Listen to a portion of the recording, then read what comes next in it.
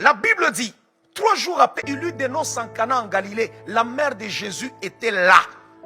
D'abord, avant même de dire que Jésus-Christ était là, avant qu'on nous dise que Christ était présent, on souligne la présence de Marie. Parce que c'est elle qui est la source de ce miracle-là.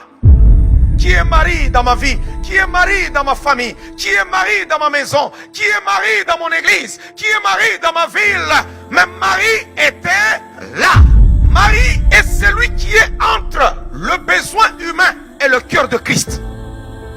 Un intercesseur, c'est quelqu'un qui voit la souffrance dans la vie des autres, qui constate le besoin. Il voit que tu es en train de souffrir. Alors il dit, non Seigneur, je veux me placer entre ton cœur et son besoin. Je veux arracher, parce que moi je connais, la solution se trouve entre tes mains.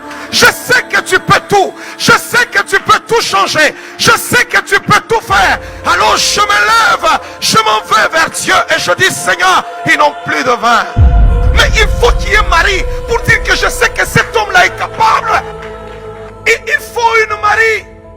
Où sont les maris dans parole de vie qui pourront se tenir entre le cœur de Christ et le besoin humain pour dire non Seigneur, cet homme ne mourra pas. Pour dire non Seigneur, cet homme ne sera pas détruit. Pour dire non Seigneur, cette femme ne mourra pas. Je connais que tu es Jéhovah Rapha. La guérison se trouve entre tes meurtrissures. Je vais apporter la guérison dans sa vie. Waouh. La Bible déclare, Jésus répondit, femme, qu'y a-t-il entre moi et toi? Mon heure n'est pas encore venue. Sa mère dit au serviteur, malgré qu'il répond comme ça, la mère va et dit au serviteur, faites tout ce qu'il vous dira. Pourquoi? Parce que j'ai déjà prié. Il n'y a que les intercesseurs qui pourront te rassurer.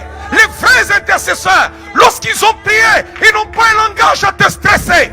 On reconnaît un véritable intercesseur quand il a prié, lorsqu'il a parlé au Père, lorsqu'il a présenté tes besoins devant Dieu, si impossible que ça paraît, si difficile que ça paraît, lorsqu'il retourne vers toi, il te dit rassure-toi, Dieu agira.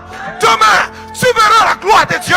Tu vas essuyer tes larmes, tu vas relever ton visage parce que ton Dieu est vivant. Il y a des moments où ta prière seule ne suffit pas. Tu as besoin de la prière des autres. Alléluia.